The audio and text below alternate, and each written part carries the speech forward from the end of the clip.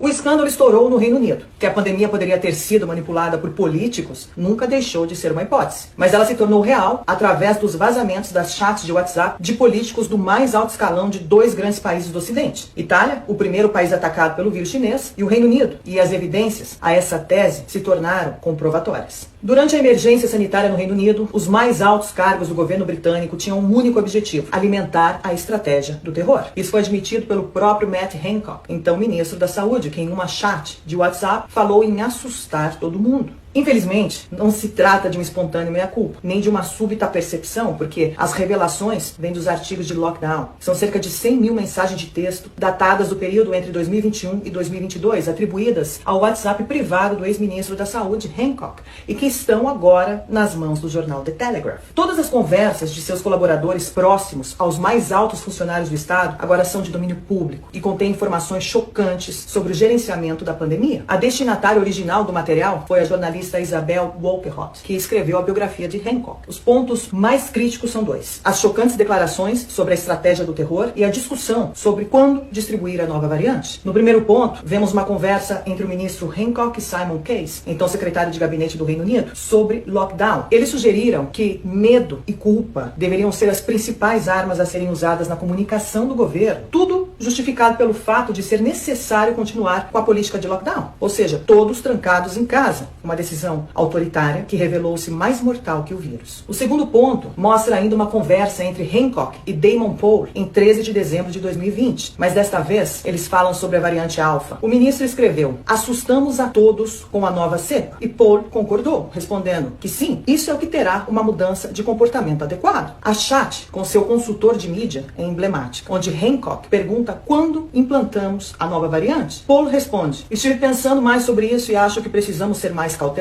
Damon sugere a Hancock de manter as escolas fora da agenda. Em 25 de janeiro de 2021, uma outra chat entre Hancock e Poll revela nomes como Tedros Adhanom e Bill Gates. Poll levanta a plataforma de avaliação de novas variantes, um serviço de detecção do Reino Unido, e pergunta se Hancock havia contado a Tedros sobre isso. Hancock responde que sim, dizendo que havia mandado uma mensagem a Tedros. E Poll continua: "Sem promessas, eu estou tentando obter o endosso de Bill Gates na plataforma." E aqui encontramos a frase choque de Hancock. Hancock, muito orgulhoso de seu feito, brinca que Bill Gates deveria uma a ele por ajudar a injetar seus chips nas pessoas. Isso sugere que outra teoria da conspiração possa ser verdadeira, ou seja, que as variantes eram uma farsa sob controle político. A narrativa das variantes sempre foi suspeita. Em primeiro lugar, toda a base para o sequenciamento era extremamente duvidosa, assim como os testes de PCR, ainda mais duvidosos. Por enquanto, o jornal britânico The Telegraph, um dos mais antigos do mundo, está esmiuçando as mais de 100 mil mensagens, porque parece que o melhor ainda está por vir. E para quem ainda não consegue acreditar no que está acontecendo, uma reação muito compreensível, sugiro que entrem no site do The Telegraph para acompanhar os desdobramentos desta história bizarra. Enquanto isso, na Itália, o ex-ministro da Saúde, Roberto Speranza, e seu primeiro-ministro na época, Giuseppe Conte, e todo o comitê técnico-científico estão sob processo. 19 pessoas estão sendo acusadas de homicídio qualificado, homicídio múltiplo e recusa de documentos oficiais durante a gestão da pandemia. Mensagens de WhatsApp vazadas entre o ministro da Saúde e seu comitê técnico-científico mostram a manipulação política diante de uma pandemia anunciada. Em 5 de março de 2020, o caos começa a reinar na Itália. E dentro do Ministério da Saúde havia uma corrida para rebater responsabilidades. O então ministro da Saúde começa a jogar uma partida importante. E as decisões tomadas revelaram-se totalmente políticas e não científicas, assim como ocorreu no Reino Unido. 4 dias do início do caos, em 9 de março, foi decretado o lockdown, fechamento total de regiões, até mesmo daquelas limítrofes. O que deveria durar 2 semanas, durou meses infindáveis de fechamentos e cerceamento das liberdades do cidadão. Uma onda de protestos também aconteceu. E aí vem a pergunta: tudo isso foi feito com base científica, certo? Não, errado. Descobrimos que tudo não passou de decisões políticas, que custaram a vida de milhares de pessoas. A questão é clara: o entrelaçamento perverso entre a ciência e a política emerge da investigação conduzida pelo Ministério Público de Bergamo sobre a gestão da primeira onda de Covid. Não foram os especialistas que decidiram as diretrizes a serem tomadas, mas sim o governo de Giuseppe Conte e, mais adiante, o governo de Mario Draghi. Enquanto isso, a população assistia em todas as mídias e canais de televisão políticos políticos e especialistas alinhados às ordens do governo, que tinham como dever de casa aterrorizar a população, a mesma tática do terror e do medo que foi usada no Reino Unido e em todos os países do mundo. O terror e o medo eram acompanhados pela frase que mais se ouviu nessa pandemia: os governos estavam seguindo os especialistas e a ciência, quando na verdade era exatamente o oposto. E aqui eu mostro as evidências.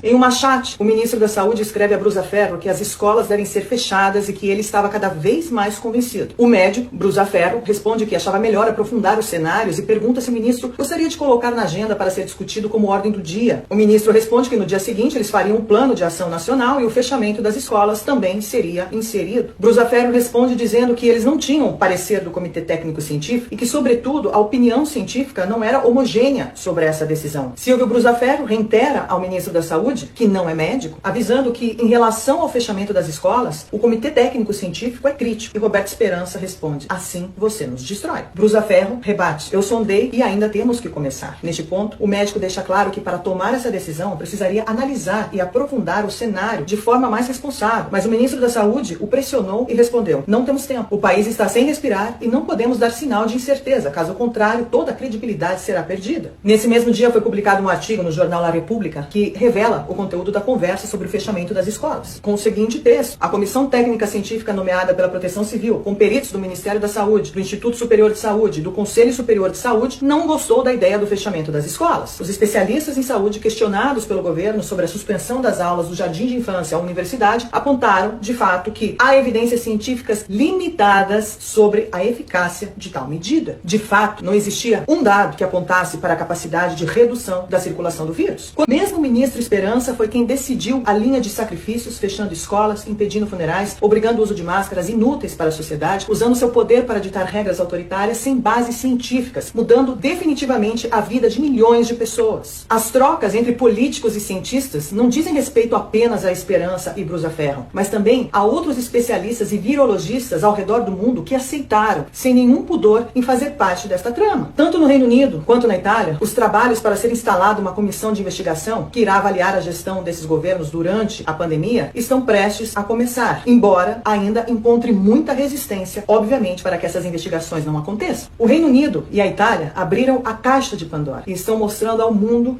em detalhes como a pandemia foi gerenciada entre a mídia e a política. Todos repetiam a famosa frase: estamos do lado da ciência e é a ciência que decide, quando na verdade eram eles que dirigiam os cientistas e a ciência.